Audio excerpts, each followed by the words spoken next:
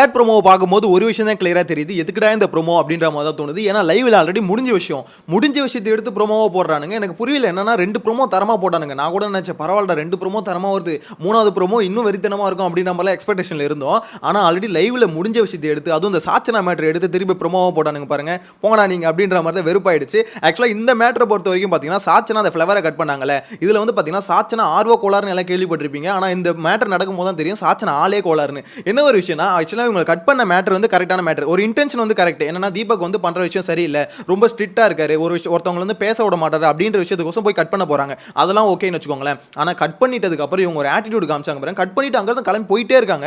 So இந்த பக்கத்துல பாத்தீங்கன்னா அருண் டபுக்கு டப்பான், அவர் வர பாத்தீங்கன்னா ஒரு பக்கம் கொந்தளிக்கிறாரு. எப்படி அந்த பொண்ணு போகும், நான் இங்க பாத்ரூம் அடக்கி உட்காந்துருக்கேன், சோ அந்த பொண்ணு மட்டும் எப்படி போகுதுன்னு சொல்லிட்டு இவரு பக்கம் ஒரு பக்கம் கொந்தளிக்கிறாரு. சாச்சனா பாட்டு மதிக்காம அது பாட்டு போயிட்டு காஃபி கப் எடுத்துட்டு வந்து உட்காந்துட்டு இருக்கு. சோ இதுக்கு தான் எல்லாருமே கோவப்பட்டாங்க. எப்படி ஒரு விஷயத்தை மதிக்காம நீ போவ அப்படின்ற மாதிரி தான். இந்த விஷயத்துல அவங்க கட் பண்ண மோட்டிவ் கரெக்டா இருந்தாலுமே அவங்கள ஆட்டிடியூட் தப்பு. இதை தான் முத்துக்குமரன் அதுக்கப்புறம் சொல்லியிருப்பாரு.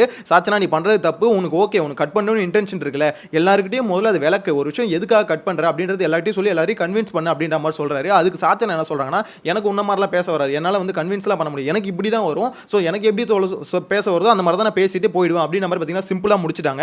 இதுலேருந்து கிளியராக என்ன தெரியுதுன்னா சாச்சனா யார் சொல்றதையும் அந்த பொண்ணால் அதாவது கேட்கவும் முடியாது, அதை பார்த்தீங்கன்னா ஃபாலோ பண்ணவும் முடியாது. சாச்சனா ஆல்ரெடி சொன்னல, ஆளு கோளாறு இல்லை, ஆர்வ கோளாறு இல்லை, ஆளே கோளாறு தான். ஸோ அதெல்லாம் பார்த்தீங்கன்னா யாராலையும் மாற்ற முடியாது. அவங்க அப்பா தான் வரணும், வீக்கெண்ட் என்ன வருவார்ல, இந்த வாரம் வந்து என்ன அட்வைஸ் பண்ண போறாருன்னு தெரியல. நிறைய பேர் சொல்றது என்னன்னா சாச்சனா தான் இந்த வாரம் எவிக்ட் ஆக போறாங்க அப்படின்ற மாதிரி. எனக்கு தெரிஞ்சு சாச்சனா போறதுக்கு வாய்ப்பு கம்மி தான். ஏன் தெரியுமா, நீங்க என்னதான் ஓட்டு போடாம விட்டாலுமே அவங்களை காப்பாத்துறதுக்கு ஒரு டீம் இருக்கு. அதுக்குன்னு பாத்தீங்கன்னா அவங்க அப்பா வேற வருவார் வீக்கெண்ட்ல. சோ கண்டிப்பா பாத்தீங்கன்னா சாச்சனா போறதுக்கு வாய்ப்பு கம்மி தானோ அப்படின்ற மாதிரி தோணுது. உங்களோட கருத்து மறக்காம கமெண்ட்ல மென்ஷன் பண்ணுங்க. இந்த தேர்ட் ப்ரோமோ பார்க்கும்போது எத்தனை பேருக்கு வெறுப்பா இருந்தது, என்னடா இதெல்லாம் ஒரு ப்ரோமோவா திருப்பி விடுறீங்க அப்படின்ற மாதிரி எத்தனை பேருக்கு வெறுப்பா இருந்தது அப்படின்றத மறக்காம கமெண்ட்ல மென்ஷன் பண்ணுங்க. நெக்ஸ்ட் வீடியோல மீட் பண்ணலாம். Bye by.